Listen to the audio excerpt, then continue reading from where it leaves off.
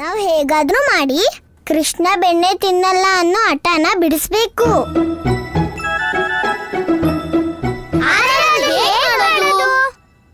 ರಾಧೆ ಪುಟ್ಟಿ, ನೋಡು ನಾನ್ ನಿನ್ಗೋಸ್ಕರ ಏನ್ ತಂದಿದ್ದೀನಿ. ಅಮ್ಮ, ನನ್ ರಾಧೆ, ನಾನೇನ್ ಕೃಷ್ಣ ಅಲ್ಲ ಬೆಣ್ಣೆ ತಿನ್ನೋದಿಕ್ಕೆ. ನಿನಗ್ ಗೊತ್ತು ತಾನೇ ಅಮ್ಮ, ನನಗ್ ಬೆಣ್ಣೆ ಇಷ್ಟ ಆಗೋದಿಲ್ಲ ಅಂತ. ಮಗಳೇ, ಇದು ಕೇವಲ ಬೆಣ್ಣೆ ಅಲ್ಲ, ಇದು ಗೋಪೇಶ್ವರ ಮಹಾದೇವರ ಪ್ರಸಾದ. ಇದ್ನ ನೀನು ಬೇಡ ಅನ್ನೋ ಹಾಗಿಲ್ಲ, ಯಾಕೆಂದ್ರೆ ಗೋಪೇಶ್ವರ ದೇವರ ಪ್ರಸಾದನ ಯಾರೂ ಬೇಡ ಅನ್ನೋದಿಲ್ಲ.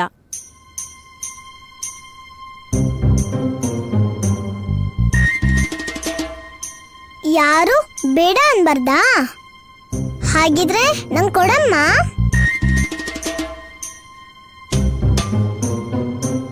ಈಗ ಈ ಗೋಪೇಶ್ವರ ದೇವ್ರ ಪ್ರಸಾದನ ನಾನು ಎಲ್ರಿಗೂ ಕೊಡ್ತೀನಿ. ರಾಧೆ, ನೀನ್ ಈ ಪ್ರಸಾದನ ಎಲ್ರಿಗೂ ಹೇಗ್ ಕೊಡ್ತೀಯಾ? ಎಲ್ಲರಿಗೂ ಅಲ್ಲ ಲಲಿತಾ, ಬರೀ ನಮ್ ಕೃಷ್ಣನ್ ಮಾತ್ರ. ಈಗ ನಾನು ನೋಡ್ತೀನಿ ಈ ಬಾಯ್ ಬಡ್ಕ ಕೃಷ್ಣನ್ ಶಪಥ ಹೇಗೆ ಮುರಿಯಲ್ಲ ಅಂತ.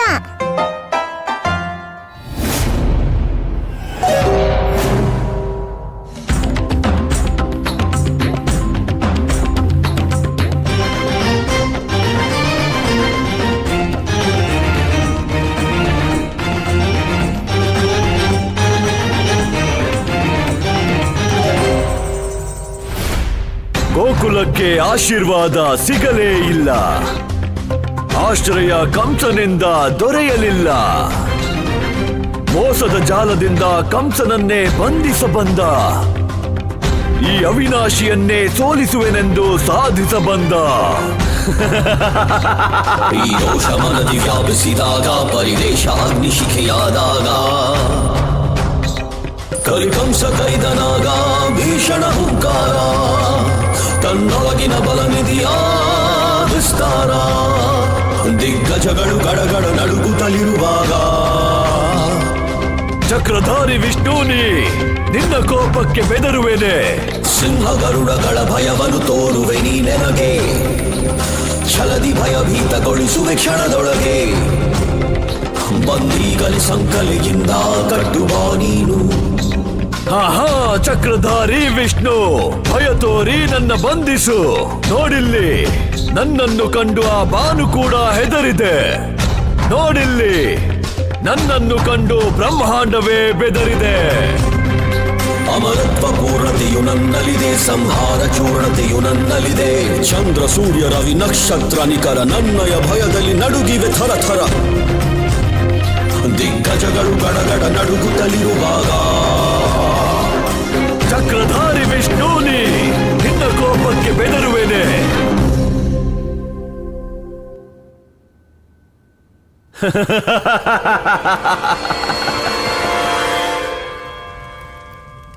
ಭಗವಂತ, ಭದ್ರಾಕ್ಷ, ಭಗವಂತ, ಇನ್ನು ಗೋಕುಲು ಜನ ಕೇಳಿದಷ್ಟು ತೆರಿಗೆ ಕೊಡ್ತಾರೆ. ಯಾರ್ ಕೊಡಲ್ವೋ ಅವ್ರನ್ನ ನಂದ ನೋಡ್ಕೋತಾನೆ. ನಂದ ಕಂಸನಿಗೆ ತೆರಿಗೆ ಕೊಡಿಸುವನೆ? ಹಾ ಭಗವಂತ. ಅರ್ಥಾತ್ ಗೋಕುಲದಲ್ಲೂ ಭಗವಂತ ಕಂಸನ ಭಯದ ಯುಗದ ಪ್ರಾರಂಭ ಆದಂತೆಯೇ.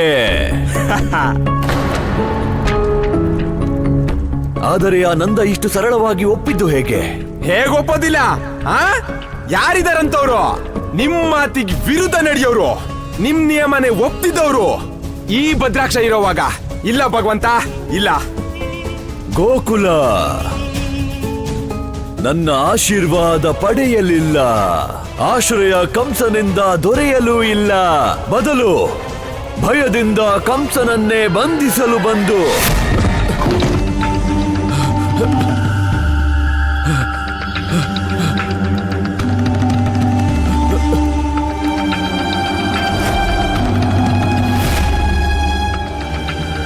ನಿಲ್ಲಿ ನಿಲ್ಲಿ, ಅಲ್ಲಿ ಅಲ್ಲಿ ನಿಲ್ಲಿ, ಅಲ್ಲಿ ನಿಲ್ಲಿ. ಭಗವಂತ, ವಸ್ತುಗಳನ್ನು ಸರಿಯಾಗಿ ಇಡಬಾರದೆ?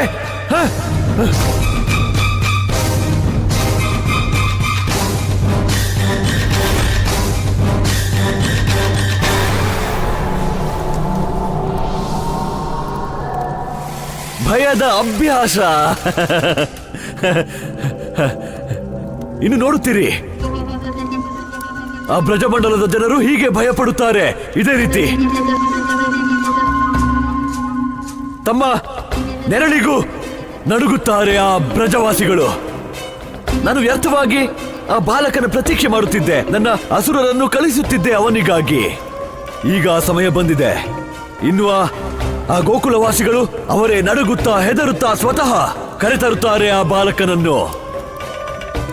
ಮತ್ತು ಹಾಗಾಗಬೇಕೆಂದರೆ ಅವರ ಜೀವನ ನುಚ್ಚು ನೂರಾಗಬೇಕು.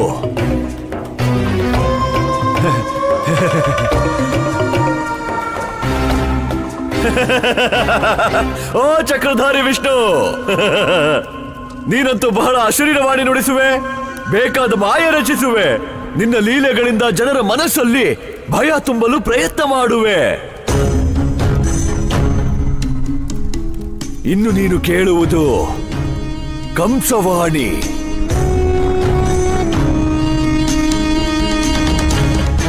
ನಿನಗೂ ಅನುಭವವಾಗುತ್ತದೆ ಭಗವಂತ ಕಂಸನ ಭಯ.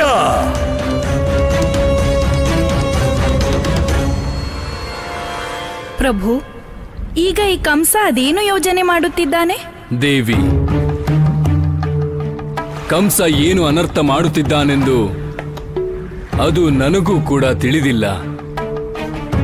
ಅವನು ಈಗ ತನ್ನ ಮನಸ್ಸಿನಿಂದಲ್ಲ, ಆತ ಭಯದಿಂದ ಯೋಚನೆ ಮಾಡುತ್ತಿದ್ದಾನೆ. ಯಾವಾಗ ಮನುಷ್ಯ ತನ್ನ ಭಯದಿಂದ ಯೋಚಿಸುತ್ತಾನೋ ಆಗ ಅದರ ಅರ್ಥ ಒಂದೇ, ಅವನು ತನ್ನ ಅಂತ್ಯದ ಕಡೆ ನಡೆಯುತ್ತಿದ್ದಾನೆಂದು. ಅಕ್ಕ, ಈ ಅನಾಚಾರಿ ಕಂಸನ ಅಂತ್ಯ ಯಾವಾಗುತ್ತೋ ಅರ್ಥ ಆಗ್ತಿಲ್ಲ. ಈಗ ಅವನು ಹೊಸ ಕಷ್ಟ ಕೊಡ್ತಿದ್ದಾನೆ. ತೆರಿಗೆ 2ರಷ್ಟು ಮಾಡಿ. ಯಶೋದೆ, ಪೂರ್ತಿ ಬ್ರಜಮಂಡಲಕ್ಕೆ ಇದೊಂದು ದೊಡ್ಡ ಸಮಸ್ಯೆ.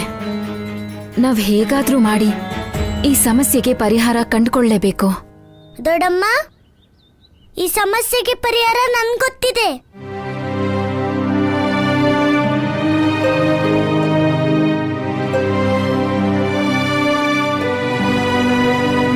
ಕಂದ, ಏನುಪಾಯ ಇದೆ ನಿನ್ನ ಹತ್ರ ಈ ಸಮಸ್ಯೆಗೆ? ಈಗ ಪ್ರಜಾವಾಸಿಗಳೆಲ್ಲ ನಿರ್ಧಾರ ಮಾಡಿ ಕಂಸಮಾವನ್ಗೆ ಹಾಲು ಮತ್ತೆ ಬೆಣ್ಣೆ ಕೊಡದೇ ಇದ್ರೆ ಈ ಸಮಸ್ಯೆ ತಾನಾಗೆ ಸರಿ ಹೋಗುತ್ತೆ. ಕೃಷ್ಣ, ನಾವೇನಾದ್ರೂ ಮಹಾರಾಜ ಕಂಸನ್ಗೆ ಹಾಲು ಬೆಣ್ಣೆ ಕೊಡ್ದಿದ್ರೆ ನಮಗ್ ಧಾನ್ಯ ಹೇಗ್ ಸಿಗುತ್ತೆ? ಅಮ್ಮ, ಋಷಿ ಗರ್ಗಾಚಾರ್ಯರು ಹೇಳ್ತಾರೆ, ನಾವು ಪ್ರಜೆಗಳಿಗೆ ಭೋಜನ ಕೊಡೋದು ಮತ್ತೆ ಅವ್ರನ್ನ ರಕ್ಷಣೆ ಮಾಡೋದು ರಾಜನ ಪ್ರಥಮ ಕರ್ತವ್ಯ ಅಂತೆ. ಆದ್ರೆ ಕಂಸಮಾವ ಕರ್ತವ್ಯ ಪಾಲನೆ ಮಾಡೋ ಬದಲು ತನ್ನ ಪ್ರಜೆಗಳ ಮೇಲೆನೆ ಅತ್ಯಾಚಾರ ಮಾಡ್ತಿದ್ದಾರೆ. ಹೀಗೆಲ್ಲ ಮಾಡಿದ್ರೆ ಪ್ರಜೆಗಳ ಹತ್ರ ಏನು ಉಳಿಯೋದೇ ಇಲ್ಲ.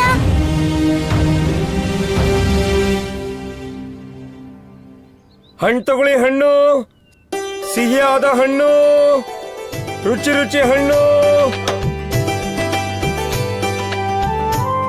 ರಾಧೆ ಪುಟ್ಟಿ, ಗೋಕುಲದವರಿಗೆ ಬರ್ಸಾನದಿಂದ ಏನ್ ತಂದಿದ್ಯಾ? ಇವತ್ತು ನಾನ್ ನಿಮ್ಗೆಲ್ಲ ಗೋಪೇಶ್ವರ ದೇವ್ರ ಪ್ರಸಾದ ತಂದಿದ್ದೀನಿ. ಗೋಪೇಶ್ವರ ಮಹಾದೇವನ ಪ್ರಸಾದ? ಆ ದೇವ್ರು ನಿಂಗ್ ಒಳ್ಳೇದ್ ಮಾಡ್ಲಿ. ಮಗಳೇ, ಪ್ರಸಾದ ನನಗ್ ಕೊಡೋದಿಲ್ವಾ? ಖಂಡಿತ ಕೊಡ್ತೀನಿ. ಆದ್ರೆ ಅದಕ್ಕೂ ಮುಂಚೆ ಈ ಪ್ರಸಾದನ ನಾನು ಕೃಷ್ಣನ್ಗೆ ಕೊಡ್ಬೇಕು. ಅಲ್ಲಿ ತನಕ ನೀವ್ ಇಲ್ಲೇ ಕಾಯ್ತಾ ಇರಿ, ನಾನ್ ಬೇಗ ಬರ್ತೀನಿ. ಕೃಷ್ಣನ್ ಶಪಥ ಮುರಿದು ಇಲ್ಲ ಅವನ್ಗೆ ಪ್ರಸಾದ ಕೊಟ್ಟು. ಅಮ್ಮ, ನೀನೇ ಹೇಳು, ನೀನ್ ನನ್ಗೆ ಊಟ ಕೊಟ್ಟು ನನ್ನ ರಕ್ಷಣೆ ಮಾಡ್ತೀಯಲ್ವಾ? ಅದಕ್ಕಾಗಿ ನೀನ್ ನನ್ನ ಹತ್ರ ತೆರಿಗೆ ತಗೋತ್ಯಾ? ಅಮ್ಮ, ಪ್ರಜೆಗಳು ಕೂಡ ರಾಜನ್ ಮಕ್ಕಳೇ ಅಲ್ವಾ? ಅವ್ರೇ ಯಾಕೆ ತೆರಿಗೆ ಕೊಡ್ಬೇಕು? ಎಷ್ಟು ತೆರಿಗೆ ಅಂದ್ರೆ ಪ್ರಜೆಗಳ ಹತ್ರ ಏನು ಉಳಿಯೋದೇ ಇಲ್ಲ. ಇದೆಂತ ರಕ್ಷಣೆ ಅಮ್ಮ? ಅತ್ತೆ, ಕೃಷ್ಣ ನಿಜ ಹೇಳ್ತಿದ್ದಾನೆ. ಇವಳು ನನ್ನ ಹತ್ರ ಯಾವ ತೆರಿಗೆ ಕೇಳಕ್ ಬಂದಿದ್ದಾಳು? ರಾಧೆ ಪುಟ್ಟಿ, ನೀನು? ನಮಸ್ಕಾರ ಯಶೋದೆ ಅತ್ತೆ.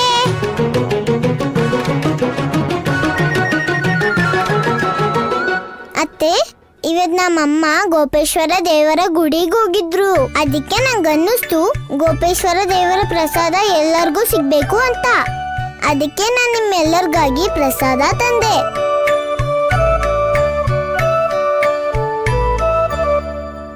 ವಿಶಾಖ,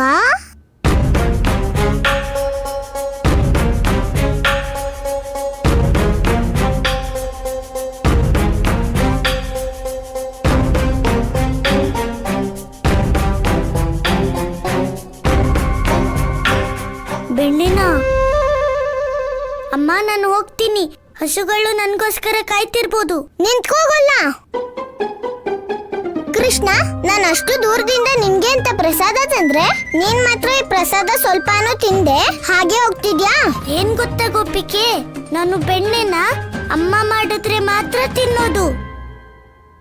ಆದ್ರೆ ಕಂದ, ಇದು ಬರೀ ಬೆಣ್ಣೆ ಅಲ್ಲ, ಇದು ಗೋಪೇಶ್ವರ ಮಹಾದೇವರ ಪ್ರಸಾದ. ಇದನ್ನ ಯಾವ ಗೋಪಾಲನೂ ಬೇಡ ಅನ್ನೋ ಹಾಗಿಲ್ಲ. ತಿನ್ನು. ಅರ್ಥ ಆಯ್ತಾ ಗೊಲ್ಲ?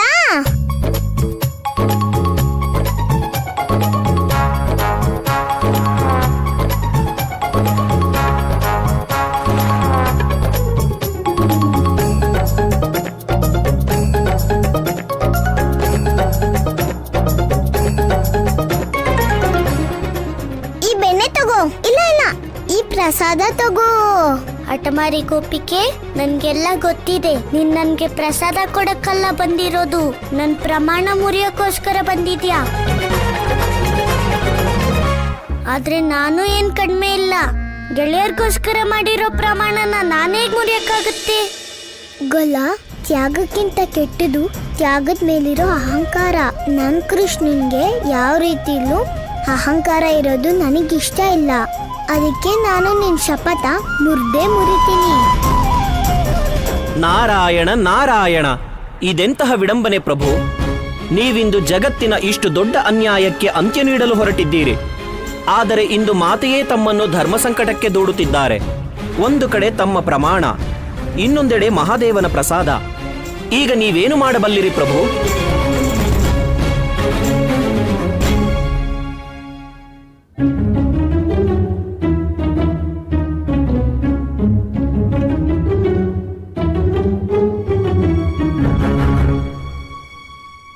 ನಿಲ್ಲು ಗೋಪಿಕೆ.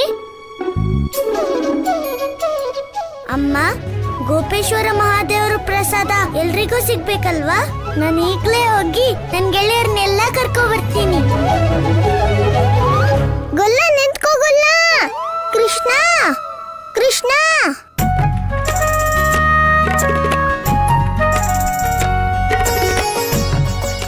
ಕೃಷ್ಣ, ನಾನು ರಾಧೆ. ನೀನ್ ಎಷ್ಟಾದ್ರೂ ಮೋಸ ಮಾಡು, ನಾನ್ ಮಾತ್ರ ನಿಂಗೆ ಬೆಣ್ಣೆ ತಿನ್ನಿಸ್ದೆ ಬಿಡೋದಿಲ್ಲ. ಮಿತ್ರ, ನೀನು ಕಂಸನ ಅನ್ಯಾಯಕ್ಕೆಲ್ಲ ಈ ರೀತಿ ಒಪ್ಕೊಂಡು ಸಮರ್ಥನೆ ಮಾಡಬಾರ್ದಿತ್ತು. ಮತ್ತಿನ್ನೇನ್ ಮಾಡ್ಬೇಕಾಗಿತ್ತು? ಆ ಪುಟ್ಟ ಹುಡುಗ ನನ್ ಕಣ್ ಮುಂದೆನೆ ಸಾಯೋದನ್ನ ನೋಡ್ತಾ ಇರ್ಬೇಕಾಗಿತ್ತಾ? ನಾನ್ ಹೇಳೋದ್ನ ಅರ್ಥ ಮಾಡ್ಕೋ. ಅನ್ಯಾಯನ ಎದುರ್ಸಕ್ಕೆ ಮೊದಲು ಜೀವಂತವಾಗಿರ್ಬೇಕು. ಎಲ್ರೂ ಅರ್ಥ ಮಾಡ್ಕೊಳ್ಳಿ. ನಿನ್ನ ಮಾತು ಸತ್ಯಾನಂದ. ಆದ್ರೆ ಸಾವು ಎಷ್ಟೇ ಬೇಗ ಬರಲಿ ಅಥವಾ ನಿಧಾನವಾಗಿ, ಕಡೆಗದ್ರ ಅರ್ಥ ಸಾವೇ ಅಲ್ವಾ ನಂದ? ನೀವೆಲ್ಲ ಹೇಳಿ, ದುಪ್ಪಟ್ಟು ತೆರಿಗೆ ಅರ್ಧ ದವಸ ಕೊಡೋದ್ರಿಂದ ನೀವೆಲ್ಲಿ ತನಕ ಜೀವಂತವಾಗಿರ್ತೀರಾ? ಇಂಥ ಸಮಯದಲ್ಲಿ ಮಹಾರಾಜ ಕಂಸನಿಗೆ ಆಗಲ್ಲ ಅಂತ ಹೇಳಬೇಕು. ನಾವು ಅವನ್ನ ವಿರೋಧಿಸಲೇಬೇಕು. ಹೌದೌದು, ಮಾಡಬೇಕು. ಮಿತ್ರ ವೃಷಭಾನು, ವಿರೋಧಿಸೋದಲ್ಲ, ಒಪ್ಕೊಳ್ಳೋ ಸಮಯ ಇದು. ಭಗವಂತ ಕಂಸನ್ನ ವಿರೋಧಿಸಿದ್ರೆ ನಮಗಂತೂ ಏನು ಸಿಗಲ್ಲ. ಅರೆ, ಎಲ್ಲ ನಾಗ ಕಿನ್ನರ ದೇವತೆಗಳೇ ಅವ್ರ ಮಾತನ್ನ ಮೀರ್ತಿಲ್ಲ. ನಮಗೇನ್ ಶಕ್ತಿ ಇದೆ ಭಗವಂತ ಕಂಸನ್ನ ಎದುರ್ಸಕ್ಕೆ? ಹೇಳಿ, ನಾವು ಭಗವಂತ ಕಂಸನ್ನ ಎದುರ್ಸಕ್ಕಾಗತ್ತಾ? ಅದಕ್ಕೆ ನೀವೆಲ್ಲ ನನ್ ಮಾತ್ ಕೇಳಿ. ನಮ್ಮ ಹತ್ರ ಈಗ ತೆರಿಗೆ ಕೊಡೋದನ್ ಬಿಟ್ರೆ ಬೇರೆ ದಾರಿನೇ ಇಲ್ಲ. ಆದ್ರೆ ನಂದಣ್ಣ, ತೆರಿಗೆನ 2 ಪಟ್ಟು ಕೊಟ್ರೆ ನಮ್ಮ ಹತ್ರ 1 ಹನಿ ಕೂಡ ಹಾಲು ಮತ್ತೆ ಬೆಣ್ಣೆ ಉಳಿಯಲ್ಲ. ಹಾ, ನಮ್ಗೆ ಅರ್ಧ ಅಷ್ಟೇ ಧಾನ್ಯ ಸಿಕ್ಕಿದ್ರೆ ನಮ್ಗೂ ನಮ್ಮ ಮಕ್ಳಿಗೂ ಅರ್ಧ ಹೊಟ್ಟೆ ತುಂಬಿಸೋದಿಕ್ಕೂ ಕಷ್ಟ ಆಗ್ಬಿಡುತ್ತೆ. ಇದನ್ನ ನಿಮ್ ಸೌಭಾಗ್ಯ ಅನ್ಕೊಳ್ಳಿ. ನಿಮ್ಮ ಮಕ್ಕಳಿಗೆ ಅರ್ಧ ಹೊಟ್ಟೆನಾದ್ರೂ ಊಟ ಸಿಕ್ತಿದ್ಯಲ್ಲ. ಇವತ್ ನಂದನಿಗೆ ಏನಾಗಿದೆ? ಇದಕ್ಕಿಂತ ಮೊದಲು ಅದರ ಮುಂದೆ ಹೀಗೆ ಅಸಹಾಯಕನಾಗಿ ನಿಂತಿದ್ನ ನಾನು ನೋಡೇ ಇಲ್ಲ.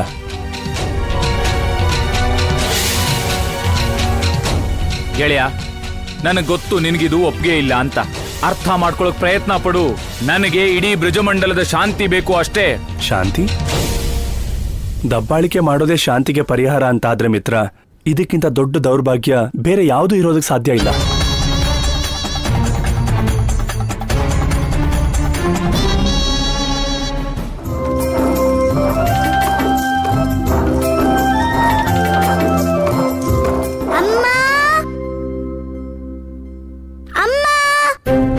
ನೋಡಮ್ಮ, ಇಲ್ಲಿ ನೋಡು, ನಾನು ಎಲ್ಲ ಗೆಳೆಯರನ್ನು ಕರ್ಕೊ ಬಂದಿದ್ದೀನಿ.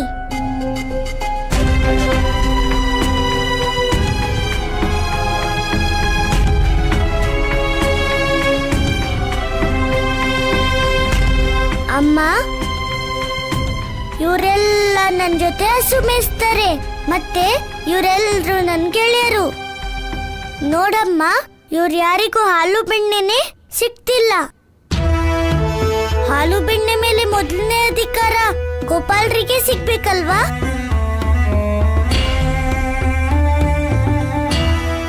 ಅಮ್ಮ, ಅದಕ್ಕೆ ನಾನು ಪ್ರಮಾಣ ಮಾಡಿದ್ದೀನಿ, ಎಲ್ಲಿವರೆಗೂ ನನ್ ಗೆಳೆಯರ್ ಬೆಣ್ಣೆ ತಿನ್ನಲ್ವೋ ಅಲ್ಲಿವರೆಗೂ ನಾನು ಬೆಣ್ಣೆ ತಿನ್ನಲ್ಲ.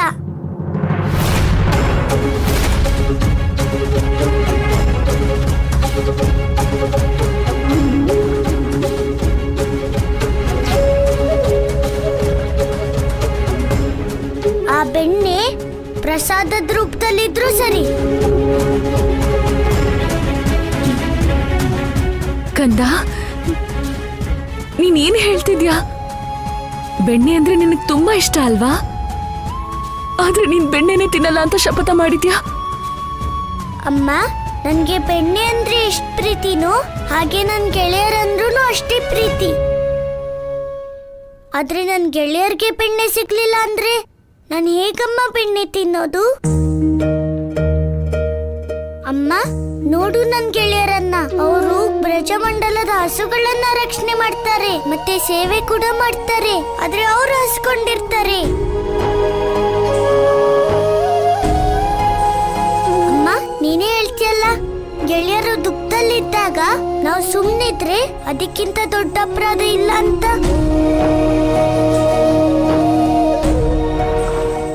ನೀನ್ ಗೊತ್ತಮ್ಮ, ಪ್ರತಿದಿನ ಈ ಗೋಪಾಲ್ರು ಹಸು ಮೇಯ್ಸಕ್ ಹೋದಾಗ ಎಷ್ಟು ಆಸೆ ಇಟ್ಕೊಂಡಿರ್ತಾರಂದ್ರೆ ಇವತ್ ನಮ್ಗೆ ಹೊಟ್ಟೆ ತುಂಬಾ ಹಾಲು ಸಿಗತ್ತೆ ಅಂತ. ಆದ್ರೆ ಪ್ರತಿದಿನ ಸೂರ್ಯ ಮುಳುಗೋ ಜೊತೆಗೆ ಇವ್ರ ಆಸೆನೂ ಮುಳುಗೋಗುತ್ತೆ. ಕೃಷ್ಣ ನಿಜಾನೇ ಹೇಳ್ತಿದ್ದಾನೆ. ಗೋಪಿಕೆಯರು ಹಸುವಿನ ಹಾಲು ಕರೆಯುವಾಗ ನಾವು ಅವ್ರ ಹತ್ರ ಹೋಗಿ ನಿಂತ್ಕೋಬಿಡ್ತೀವಿ. ನಾವು ಬೇಡ್ಕೋತಿರ್ತೀವಿ, ಹಾಲಿನ ಒಂದೆರಡು ಹನಿ ಹಾರಿ ನಮ್ ಕೈ ಮೇಲಾದ್ರೂ ಬಿದ್ರೆ ನಮ್ ಜನ್ಮ ಸಾರ್ಥಕ ಆಯ್ತು ಅಂತ. ನಾವು ಒಂದೊಂದ್ಸಲಿ ಏನ್ ಅನ್ಕೋತೀವಿ ಅಂದ್ರೆ, ನಾವು ಗೊಲ್ಲರಾಗೋ ಬದಲು ಕರುಗಳಾಗಿದ್ರೆ ಹೊಟ್ಟೆ ತುಂಬಾ ಹಾಲಾದ್ರೂ ಸಿಕ್ತಿತ್ತು.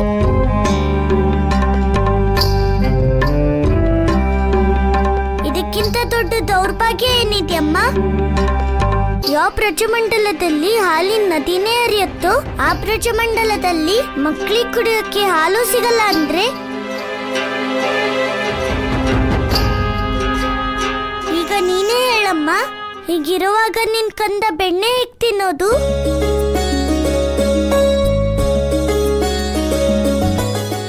ನಸುಕಲಿ ಹಸುಗಳ ಮೇಯಿಸಿ ತೆರಳಿ ಸಂಜೆಗೆ ಮನೆಯೆಡೆ ಬರು ಮರಳಿ ಗೋಪಬಾಲರಿವರಿಗೆ ಹನಿ ಹಾಲು ಸಿಗದ ವಿಡಂಬನೆ ಕಂಸನ ನೆಳಲು ಕಾಮಧೇನು ನೆಲೆ ನಿಂತಿ ಹಳಿಲ್ಲಿ ಹಾಲಿನ ಗಂಗೆಗೆ ಹರಿದಿ ಹಳಿಲ್ಲಿ ಗೋಪಾಲಕರ ಧಾಮದಿ ಬೆಣ್ಣೆ ಗೋಪಬಾಲರ ಪಾಲಿಗೆ ಸೊನ್ನೆ.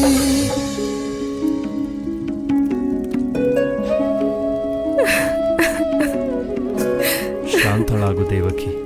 ಈಗ ನಡೆದುದರಲ್ಲಿ ನಿನ್ನಿಂದಾದ ತಪ್ಪೇನೂ ಇಲ್ಲ. ದೇವಕಿ, ನೀನು ಮಮತೆಯಿಂದ ಏನೇ ಮಾಡಿದರೂ ನನಗೆ ಸಂತೋಷವಿದೆ. ನನಗೆ ಸಂತೋಷವೇನೆಂದರೆ ನಿನ್ನೊಳಗೆ ನಿನ್ನ ಕಂದನಿಗಾಗಿ ಇರುವ ಭಾವನೆ ಕಂದನನ್ನು ಪಾಲಿಸುವ ತಾಯಿಯ ಹೃದಯದಲ್ಲಿರುವಂತೆಯೇ ಇದೆ.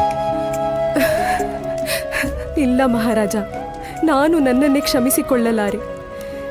ಇಂದು ನನಗೆ ಅರಿವಾಗಿದೆ, ನನ್ನ ಮಮತೆಯೇ ನನ್ನ ಪುತ್ರನಿಗೆ ಶತ್ರುವಾಗುತ್ತಿತ್ತು.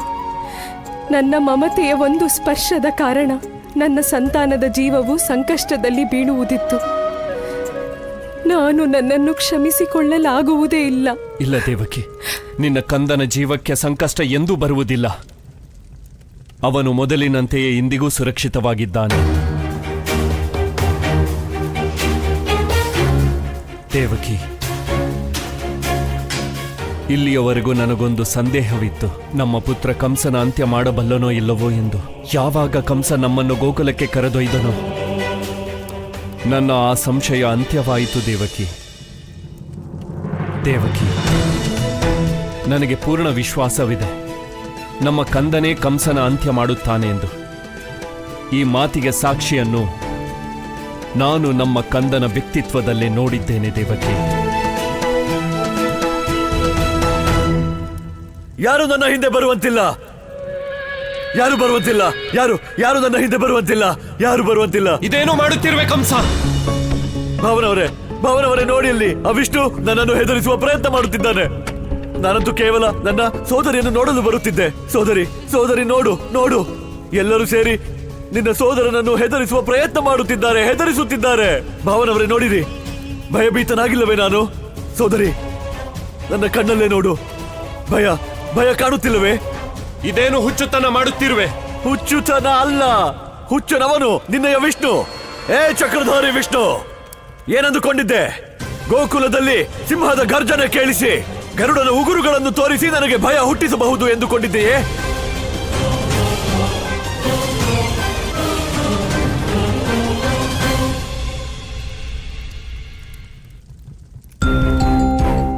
ಏನು ನೋಡುತ್ತಿರುವೆ ಸೋದರಿ? ನಾನು ಹೀಗೇಕೆ? ಭಯದ ಅಭ್ಯಾಸ. ಏನೆಂದರೆ ಮುಂದೆಂದು ಹೆದರುವ ಸಮಯ ಬಂದರೆ ನಾನು ಹೆದರುವುದು ಹೇಗೆ? ಭಯವಂತೂ ನನಗಾಗುವುದೇ ಇಲ್ಲ. ಅದಕ್ಕೆಂದೇ ಹೀಗೆ ವಿಧ ಪ್ರಯೋಗ ಮಾಡಿ ನಾನು ಹೆದರುವ ಅಭ್ಯಾಸ ಮಾಡುತ್ತಿದ್ದೇನೆ. ಸೋದರಿ, ನಾನು ಬಯಸುವೆ ನೀನು ನನ್ನನ್ನು ಹೆದರಿಸು, ಸಿಂಹಿಣಿಯ ಹಾಗೆ ಗರ್ಜಿಸು. ಭಾವನವರೇ, ನೀವು ನಿಮ್ಮ ಪಂಜಾಗಳಿಂದ ನನ್ನನ್ನು ಹೆದರಿಸಿ. ನಿಲ್ಲಿಸು ನಿನ್ನ ಅಭಿನಯ. ಇಲ್ಲಿಗೇಕೆ ಬಂದಿರುವೆ ಎಂದು ಮೊದಲು ಹೇಳು.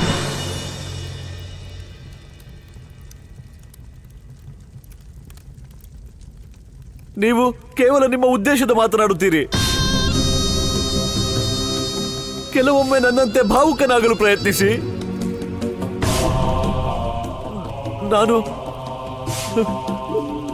ನಾನು ಇಲ್ಲಿ ನಾನು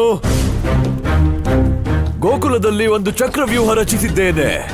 ಅದನ್ನು ಭೇದಿಸಲು ಜಗತ್ತಿನಲ್ಲಿ ಯಾರಿಗೂ ಆಗದು, ನಿನ್ನ ವಿಷ್ಣುವಿನಿಂದಲೂ ಆಗದು. ಕೇಳುವುದಿಲ್ಲವೇ ನನ್ನ ಯೋಜನೆ ಏನೆಂದು? ಅರೆ ಕೇಳಿರಿ. ಕೇಳಿದರೂ ಕೂಡ ನಾನು ಹೇಳುವುದಿಲ್ಲ.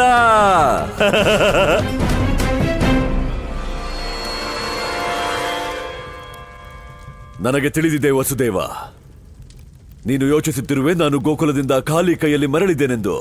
ಆದರೆ ಅಲ್ಲಿಗೆ ಹೋಗಿ ನನ್ನ ಎಲ್ಲ ಭ್ರಮೆ ಮತ್ತು ಸಂಶಯವು ದೂರವಾಯಿತು. ಇಲ್ಲಿಯವರೆಗೂ ನನಗೆ ಕೇವಲ ಅನುಮಾನವಿತ್ತು. ಆದರೆ ಮುಂದೇನು ಮಾಡಬೇಕೆಂದು ನಾನೀಗ ತಿಳಿದಿದ್ದೇನೆ.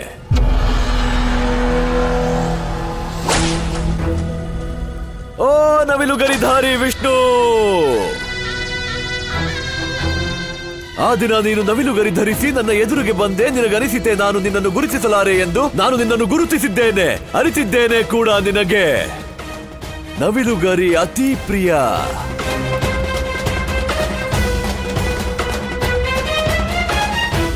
ನವಿಲುಗರಿಯಂತೂ ನನ್ನ ಸೋದರಿಗೂ ಅತಿ ಪ್ರಿಯ ಅಲ್ಲವೇ ಸೋದರಿ?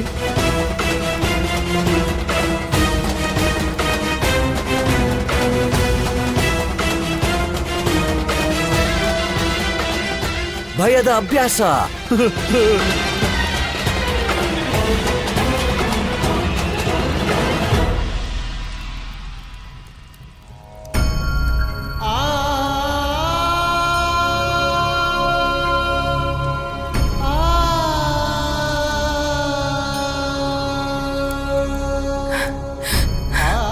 ಮಹಾರಾಜ,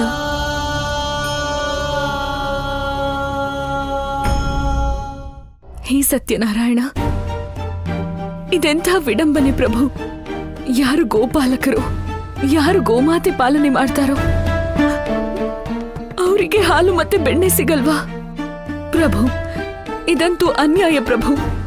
ಮತ್ತು ಗೋಪಾಲರ ಮೇಲಿನ ಈ ಅನ್ಯಾಯದ ಅಪರಾಧಿ ಕೇವಲ ಕಂಸ ಅಲ್ಲ ಪ್ರಭು, ಜೊತೆಗೆ ನಾವೆಲ್ಲರೂ ಪ್ರಭು, ನಾವೆಲ್ಲರೂ.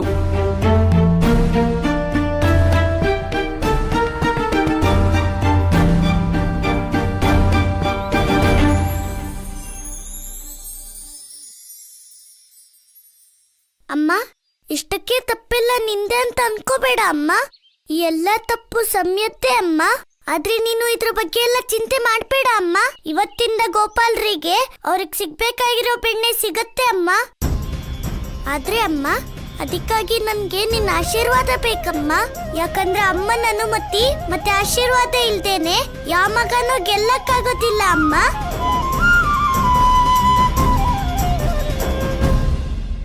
ಕಂದ, ಮೊದ್ಲಾಗಿದ್ರೆ ನಾನು ನಿನ್ನ ತಡೀತಿದ್ದೆ ಅಲ್ವಾ? ಆದ್ರೆ ಇವತ್ತಲ್ಲ ಕಂದ, ಇವತ್ತು ನಾನು ನಿನಗೆ ಆಶೀರ್ವಾದ ಮಾಡ್ತೀನಿ. ನೀನು ನಿನ್ ಕಾರ್ಯದಲ್ಲಿ ಸಫಲನಾಗು. ಕಂಸನ ವಿರುದ್ಧ ಈ ಯುದ್ಧದಲ್ಲಿ ಗೆಲುವು ನಿನ್ನದಾಗ್ಲಿ. ಇದು ನಿನ್ನ ಯಶೋದೆ ಅಮ್ಮನ ಆಶೀರ್ವಾದ ಕಂದ.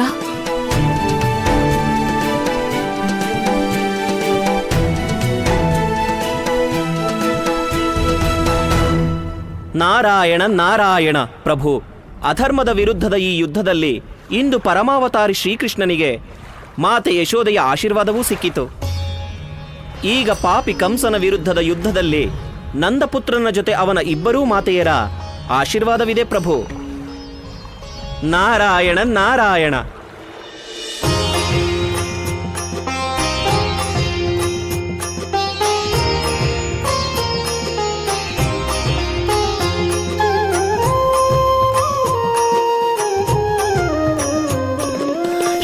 कृष्ण गोविंद हरे मुरारी हे ಕೃಷ್ಣ, ಒಂದಲ್ಲ ಒಂದಿನ ನಾನು ನಿನ್ನ ಸುಧಾರಿಸ್ತೀನಿ ಅನ್ನೋ ನಂಬಿಕೆ ಇತ್ತು ನನಗೆ. ಆದ್ರೆ ಆ ದಿನ ಇಷ್ಟು ಬೇಗ ಬರುತ್ತೆ ಅಂತ ನಾನು ಅಂದ್ಕೊಂಡಿರ್ಲಿಲ್ಲ. ಈಗ ನೀನು ನಿಜವಾಗ್ಲೂ ರಾಧೆಯ ಕೃಷ್ಣ ಅನ್ನಿಸ್ಕೊಳ್ತೀಯ.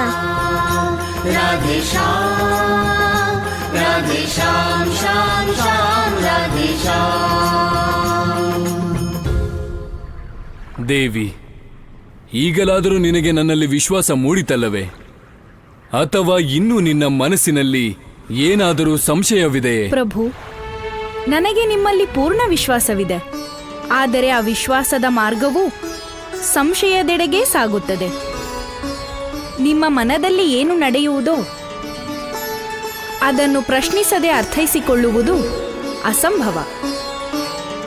ದೇವಿ, ನೀನು ಇದೇನು ಹೇಳುತ್ತಿರುವೆ? ನನ್ನ ಮನದಲ್ಲಿ ನಿನ್ನದೇ ವಾಸವಿದೆ. ಪ್ರಭು, ನಾನು ನಿಮ್ಮ ಮನದಲ್ಲಿ ಅಲ್ಲ, ಬದಲಾಗಿ ನಿಮ್ಮ ಹೃದಯದಲ್ಲಿ ನೆಲೆಸಿದ್ದೇನೆ. ಹಾಗಾಗಿ ನಿಮ್ಮ ಮನದಲ್ಲಿ ಏನಾಗುತ್ತಿದೆ ಎಂದು ನಿಮಗೆ ಮಾತ್ರ ತಿಳಿದಿದೆ. ನಾನು ಇಷ್ಟನ್ನು ಅವಶ್ಯವಾಗಿ ತಿಳಿದಿರುವೆ. ನೀವು ಏನೇ ಮಾಡಿದರೂ ಅದನ್ನು ಮೋಸದಿಂದ ಮಾಡಲಿ, ಮಾಯೆಯಿಂದ ಮಾಡಲಿ, ಪ್ರೇಮದಿಂದ ಮಾಡಲಿ, ಅದು ಕೇವಲ ಈ ಜಗತ್ತಿನ ಹಿತಕ್ಕಾಗಿ.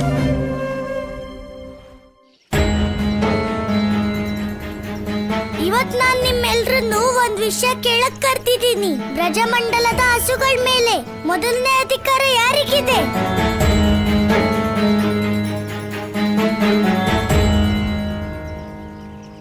ಕೃಷ್ಣ, ಈ ವಿಷಯದಲ್ಲಿ ವಿಚಾರ ಮಾಡೋ ಅವಶ್ಯಕತೆ ಏನಿದೆ? ಇದೆಲ್ಲ ನಮಗ್ ಗೊತ್ತಿರೋ ವಿಷಯನೇ. ಇಲ್ಲಿನ ಹಸುಗಳ ಮೇಲೆ ಪ್ರಥಮ ಅಧಿಕಾರ ಕಂಸನದೇ. ಹೌದಾ? ಹಾಗಾದ್ರೆ ಬ್ರಜಮಂಡಲದ ಹಸುಗಳು ಕಂಸಮಾವಂದ? ಇಲ್ಲ ಕೃಷ್ಣ, ಈ ಹಸುಗಳು ನಮ್ಮವೇ. ಹಾಗಾದ್ರೆ ನಮ್ಮ ಹಸುಗಳನ್ನ ಕಂಸಮಾವನ್ ಸೈನಿಕರು ಮೇಯಿಸ್ತಾರಲ್ವಾ? ಕೃಷ್ಣ, ನೀನ್ ಇದೇನ್ ಹೇಳ್ತಿದ್ಯಾ? ಹಳ್ಳಿಲಿ ಹಸುಗಳನ್ನ ನಾವು ಮೇಯಿಸ್ತೀವಿ, ಮತ್ತೆ ಕರುಗಳನ್ನ ನಮ್ಮ ಮಕ್ಕಳು ಮೇಯಿಸ್ತಾರೆ ಅಲ್ವೇನ್ರಪ್ಪ? ಮತ್ತೆ ನನ್ಗಿದೇ ಅರ್ಥ ಆಗ್ತಿಲ್ಲ. ಈ ಹಸುಗಳೆಲ್ಲ ನಮ್ದು, ಅವನ್ನ ಮೇಯಿಸೋದ್ ನಾವು. ಆದ್ರೆ ನಮ್ಮ ಹಸುಗಳ ಮೇಲೆ ಕಂಸಮಾವನ್ ಮೊದಲನೇ ಅಧಿಕಾರ ಹೇಗಾಗುತ್ತೆ? ಆದ್ರೆ ಕೃಷ್ಣ, ಕಂಸ ನಮ್ಮೆಲ್ಲರಿಗೂ ಮಹಾರಾಜ. ತೆರಿಗೆ ಪಡೆಯೋದು ಅವ್ರ ಅಧಿಕಾರ. ಆದ್ರೆ ಅಮ್ಮ ಹೇಳ್ತಾಳೆ, ರಾಜ ತನ್ನ ಪ್ರಜೆಗಳಿಂದ ಎಷ್ಟು ತೆರಿಗೆ ತಗೋಬೇಕಂದ್ರೆ ಜೇನುಹುಳಗಳು ಹೂವಿಂದ ರಸ ತಗೊಂಡಷ್ಟು, ಅದಕ್ಕೂ ಜಾಸ್ತಿ ಸ್ವಲ್ಪನೂ ತಗೋಬಾರ್ದು. ಅದಕ್ಕೆ ಹಸುಗಳ ಮೇಲೆ ಮೊದಲನೇ ಅಧಿಕಾರ ಯಾರಿಗಿರುತ್ತಂದ್ರೆ ಯಾರು ಹಸುಗಳಿಗೆ ಸೇವೆ ಮಾಡ್ತಾರೋ ಮತ್ತೆ ಅದ್ರ ರಕ್ಷಣೆ ಮಾಡ್ತಾರೋ, ಅದ್ರ ಲಾಲನೆ ಪಾಲನೆ ಮಾಡ್ತಾರೋ ಅವರಿಗಿರುತ್ತೆ.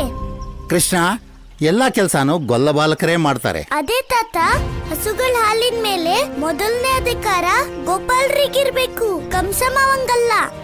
ಕೃಷ್ಣ ಖಂಡಿತವಾಗ್ಲೂ ನಿಜ ಹೇಳ್ತಿದ್ದಾನೆ. ಗೊಲ್ಲರೇ ಹಸುಗಳಿಗೆ ಮೊದಲ ಅಧಿಕಾರಿಗಳು. ಮತ್ತೀಗ ನೀವೇ ಹೇಳಿ, ಎಲ್ಲಾರ್ಕಿಂತ ಮೊದ್ಲು ಹಾಲು ಯಾರಿಗೆ ಸಿಗ್ಬೇಕು? ಕೇವಲ ಭಗವಂತ ಕಂಸನಿಗೆ ಸಿಗಬೇಕು.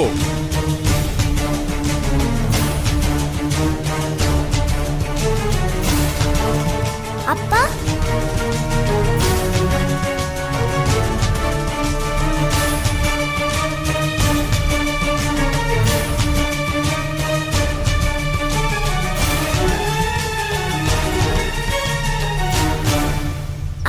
ನೀವು ಬಂದೇ ಬಿಟ್ರಾ? ಅಪ್ಪ ನೋಡಿ ಇಲ್ಲಿ, ಎಲ್ಲ ಪ್ರಜಮಂಡಲದವರು ಗೋಪಾಲ್ರಿಗೆ ಅವ್ರ ಅಧಿಕಾರ ಕೊಡೋಕೆ ಒಪ್ಕೊಂಡಿದ್ದಾರೆ. ಕೃಷ್ಣ, ಬ್ರಜಮಂಡಲದಲ್ಲಿ ಏನೇನಾಗಬೇಕು, ಯಾರ್ಗ ಅಧಿಕಾರ ಸಿಗಬೇಕು ಸಿಗಬಾರದು, ಈ ಎಲ್ಲ ನಿರ್ಣಯನ ಬ್ರಜಮಂಡಲದ ವಾಸಿಗಳಲ್ಲ, ಭಗವಂತ ಕಂಸ ತಗೋತಾರೆ.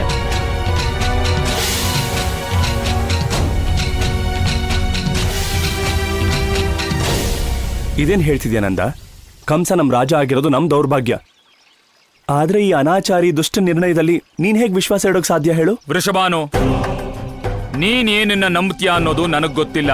ಆದ್ರೆ ಇಷ್ಟೊಂದು ಖಂಡಿತ ಗೊತ್ತು, ಕಂಸರ ಮೇಲೆ ಅವಿಶ್ವಾಸ ತೋರಿಸಿ ನಾನು ಈ ಎಲ್ಲ ಗೋಕುಲದವರ ಜೀವಕ್ಕೆ ಅಪಾಯ ಆಗೋದಕ್ಕೆ ಬಿಡಲ್ಲ. ಆದ್ರೆ ಕೃಷ್ಣ, ದೊಡ್ಡವ್ರ ಮಾತ್ಗೇನೆ ಆದ್ರೆ ಹೋದ್ರೆ ಅನ್ನೋಟು ದೊಡ್ಡವನಾಗಿಲ್ಲ ನೀನು. ನೀನೀಗ ಮೊದಲು ದೊಡ್ಡವ್ರ ಮಾತ್ಗೆ ಗೌರವ ಕೊಡೋದನ್ನ ಕಲ್ತ್ಕೋ, ಆಯ್ತಾ? ಗೋಕುಲದ ಜನರೇ, ಹಾಲು ಮತ್ತು ಬೆಣ್ಣೆಗಿಂತ ಮುಖ್ಯವಾದದ್ದು ಜೀವನ. ನಮ್ ಜೀವನ ಚೆನ್ನಾಗಿರ್ಬೇಕು ಅಂದ್ರೆ ನಾವೆಲ್ಲ ಭಗವಂತ ಕಂಸರ ಆದೇಶನ ಪಾಲಿಸ್ಬೇಕು.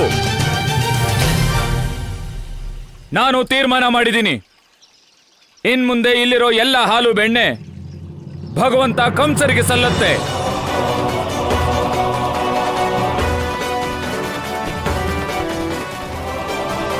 ಅಪ್ಪ, ನೀವು ಇದೇನ್ ಹೇಳ್ತಿದ್ದೀರಾ? ನಡಿ ಕೃಷ್ಣ. ಅಪ್ಪ, ನೀವು ನನ್ನ ಮಾತಾದ್ರೂ ಕೇಳಿ ಅಪ್ಪ.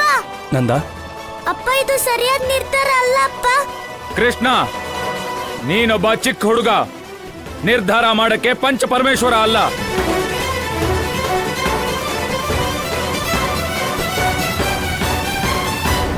ಇವತ್ತಿನಿಂದ ನಿನ್ ಯಾವ ಆಟಗಳೂ ಇಲ್ಲ, ನಡಿ. ಅಪ್ಪ, ನಂದಣ್ಣ ಹೇಳಿದ್ ನಿಜ. ಬದುಕಿದ್ರೆ ತಾನೇ ನಾವು ಬೆಣ್ಣೆ ತಿನ್ನೋದು. ನೋಡ್ರಪ್ಪ, ಚಟ್ಟದ ಮೇಲೆ ಮಲ್ಕೊಂಡು ನಾವು ಬೆಣ್ಣೆ ತಿನ್ನಕ್ಕಾಗಲ್ಲ. ಏನಂತೀರಾ? ಸರಿ, ಬನ್ನಿ ಹೋಗೋಣ.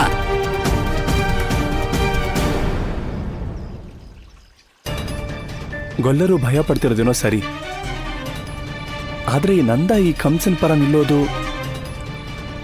ಇದು ಅರ್ಥನೇ ಆಗ್ತಾ ಇಲ್ಲ. ನಾನಿದ್ರ ಕಾರಣ ತಿಳ್ಕೊಳ್ಳೇಬೇಕು. ಯಶೋದೆ, ಯಶೋದೆ, ಹೇಳಿ, ಏನಾಯ್ತು? ಏನ್ ತೊಂದ್ರೆ ಇಲ್ಲ ಅಲ್ಲ? ನನ್ ಚಿಂತೆ ಬಿಡು, ನಿನ್ ಕೃಷ್ಣನ್ನ ನೋಡ್ಕೋ. ಕಂದ, ನಿನಗೇನಾಯ್ತು? ಹುಷಾರಾಗಿದ್ಯಾ ತಾನೆ? ಇವನ್ಗೇನಾಗಿದೆ ಅಂತ ನನ್ನನ್ ಕೇಳು. ಏನ್ ಮಾಡ್ತಿದ್ದ ಗೊತ್ತಾ? ಗೋಕುಲ್ದವ್ರ ಎದುರಿಗೆ ಕಂಸರ ವಿರುದ್ಧ ಮಾತಾಡ್ತಿದ್ದ, ಅವ್ರಿಗೆ ದಂಗೆ ಹೇಳಕ್ ಹೇಳ್ತಿದ್ದ. ಇದ್ರ ಪರಿಣಾಮ ಏನು ಗೊತ್ತಾ? ಅಮ್ಮ, ನಾನು ಏನೇ ಮಾಡಿದ್ರು ನಿಮ್ಮ ಅನುಮತಿಯಿಂದನೇ ಮಾಡ್ತಿದ್ದೆ. ಯಶೋದೆ, ನನಗೆಲ್ಲ ಅರ್ಥ ಆಗ್ತಿದೆ. ಇವನ್ ಹೀಗಾಗೋದಕ್ಕೆ ನಿನ್ನ ಪ್ರೀತಿನೇ ಕಾರಣ. ಆದ್ರೆ ನಿನಗ್ ಗೊತ್ತಿಲ್ಲ ಕಂಸರ ವಿರುದ್ಧ ಹೋದ್ರೆ ಏನಾಗತ್ತೆ ಅಂತ. ಏನ್ ಮಾತಾಡ್ತಿದ್ದೀರಾ? ಏನಾಗಿದೆ ನಿಮ್ಗೆ? ನೀವ್ ನಮ್ ಕಂದನ್ ಬದ್ಲಾಗಿ ಮಹಾರಾಜ ಕಂಸನ್ ಪರವಾಗಿ ಮಾತಾಡ್ತಿದ್ದೀರಾ? ಯಶೋದೆ, ನಾನು ಮಹಾರಾಜ ಕಂಸರ ಪರವಾಗಿ ಮಾತಾಡ್ತಿಲ್ಲ. ನಾನು ಕೃಷ್ಣನ್ ಪರವಾಗೇ ಇದ್ದೀನಿ. ನಾನ್ ಹೇಳ್ತಾ ಇರೋದು ಕೃಷ್ಣನ್ ಒಳ್ಳೇದಕ್ಕೇನೆ. ಮಹಾರಾಜ ಕಂಸರ ದೃಷ್ಟಿ ನಮ್ಮ ಕೃಷ್ಣನ್ ಮೇಲಿದೆ. ನನಗಿರೋದು ಒಂದೇ ಚಿಂತೆ, ನಮ್ ಕೃಷ್ಣನ್ಗೆ ಏನಾದ್ರೂ ಆಗೋದ್ರೆ ಏನ್ ಮಾಡೋದು? ನೀವೇನು ಚಿಂತೆ ಮಾಡ್ಬೇಡಿ, ನಾನ್ ಕಂದನಿಗೆ ಅರ್ಥ ಮಾಡಿಸ್ತೀನಿ. ಮೊದಲ ಕೆಲಸ ಮಾಡು.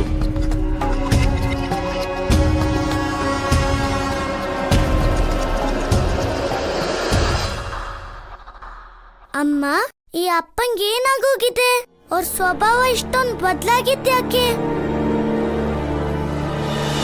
ಪ್ರಭು, ನಂದರಾಜ ಕೇವಲ ನಿಮ್ಮ ಭಕ್ತನಲ್ಲ, ಜೊತೆಗೆ ಧರ್ಮದ ಶುಭಚಿಂತಕನೂ ಹೌದು.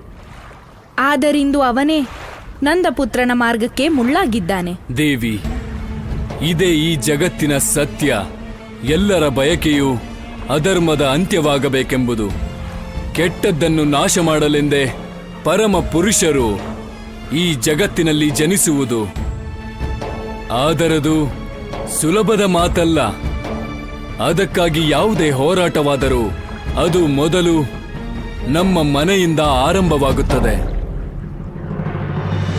ಅಮ್ಮ, ಎಲ್ಲ ಗೋಪರ್ಗೂ ನನ್ ಮಾತು ಅರ್ಥ ಆಗಿತ್ತು. ಅವ್ರ ತೆರಿಗೆ ಕಟ್ತೇ ಇರೋದಕ್ಕೂ ಒಪ್ಪಿಗೆ ಕೊಟ್ಟಿದ್ರು. ಅಷ್ಟ್ರಲ್ಲಿ ಅಪ್ಪ ಬಂದು ಕಂದ, ಅಪ್ಪ ಏನೇ ಹೇಳಿದ್ರು ಅದು ನೀನ್ ಒಳ್ಳೇದಕ್ಕೆ ಹೇಳಿರ್ತಾರೆ. ಅದಕ್ಕೆ ನೀನೀಗ ಬರೀ ದನಗಳ್ ಮೇಯ್ಸೋಕ್ ಹೋಗು. ಅದನ್ ಬಿಟ್ಟು ಬೇರೆ ಏನು ಮಾಡ್ಬೇಡ. ಆಯ್ತು ಅಮ್ಮ, ನೀನೇನ್ ಹೇಳ್ತೀಯೋ ಅದನ್ನೇ ಮಾಡ್ತೀನಿ. ಅಮ್ಮ, ನಾಳೆ ಗೋಕುಲದ ಜನರೇನಾದ್ರೂ ನನ್ನ ಕೇಳಿದ್ರೆ, ಯಶೋದೆ ಕಂದ, ನೀನ್ ದೊಡ್ಡದಾಗಿ ನಮ್ಮ ಅಧಿಕಾರ ಕೊಡ್ಸೋ ಪ್ರತಿಜ್ಞೆ ಮಾಡಿದ್ದೆ, ಈಗ್ಯಾಗಿಂತೆ ಸರಿತಿದ್ಯಾ ಅಂತ ಕೇಳಿದ್ರೆ ಏನ್ ಹೇಳಿ ಅಮ್ಮ? ಅಮ್ಮ, ಇದು ಒಂದೇ ವಿಷಯ ಆಗಿದ್ರೆ ನಾನು ಅಪ್ಪನ ಮಾತು ಹೇಗೋ ಕೇಳ್ತಿದ್ದೆ. ಆದ್ರೆ ಇದು ನಿನ್ ಗೌರವದ ವಿಷಯ ಅಮ್ಮ. ಅಮ್ಮ, ಏನಾದ್ರೂ ಆಗ್ಲಿ, ಆದ್ರೆ ನಾನು ನಮ್ಮ ಅಮ್ಮನ ಗೌರವನ ಹಾಳಾಗಕ್ಕಂತೂ ಬಿಡಲ್ಲ. ಸರಿನಾ ಅಮ್ಮ? ಕಂದ, ನಿನ್ ಶಪಥನ ಮುರಿ ಅಂತ ನಾನೇನ್ ಹೇಳ್ತಿಲ್ಲ ಕಂದ.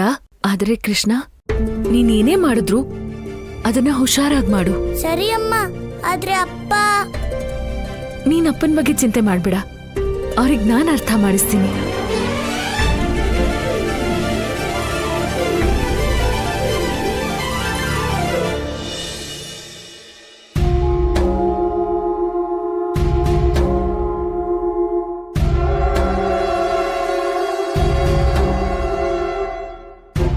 ಇಲ್ಲಿ ಕೇಳಿ,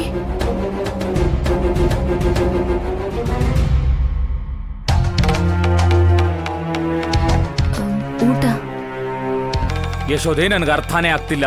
ಅಲ್ಲ, ನಮ್ ಕೃಷ್ಣ ಮಹಾರಾಜ ಕಂಸರ ವಿರುದ್ಧ ಹೇಗ್ ಹೋಗಕ್ಕಾಗತ್ತೆ? ನಿಮ್ಗಂತೂ ಗೊತ್ತೇ ಇದೆ ತಾನೆ, ಕೃಷ್ಣ ಮೊದ್ಲಿಂದಾನು ಬಹಳ ತುಂಟ ಅಂತ. ಆದ್ರೆ ಇನ್ ಮುಂದೆ ಹಾಗಾಗಲ್ಲ. ಸ್ಥಿತಿ ಬದಲಾಗಿದೆ. ನಿಜ ಹೇಳಿದ್ರಿ ನೀವು. ಪರಿಸ್ಥಿತಿ ಬದಲಾಗಿದೆ. ಅದಕ್ಕಾಗಿ ದೇವಿ ದೇವಕಿ ಗೋಕುಲಕ್ ಬಂದಿದ್ರು, ತನ್ನ ಕಂದನ್ನ ಹುಡ್ಕೋಕೆ. ಗೊತ್ತಿದೆ ನನಗೆ, ಅವಳು ತನ್ನ 8ನೇ ಮಗನ್ನ ಹುಡ್ಕೋಕ್ ಬಂದಿದ್ಲು. ಆದ್ರೆ ನಿಮಗೆ ಹೇಗ್ ಗೊತ್ತು? ನೀವು ಈಗಷ್ಟೇ ಗೋಕುಲಕ್ ಬಂದ್ರಿ.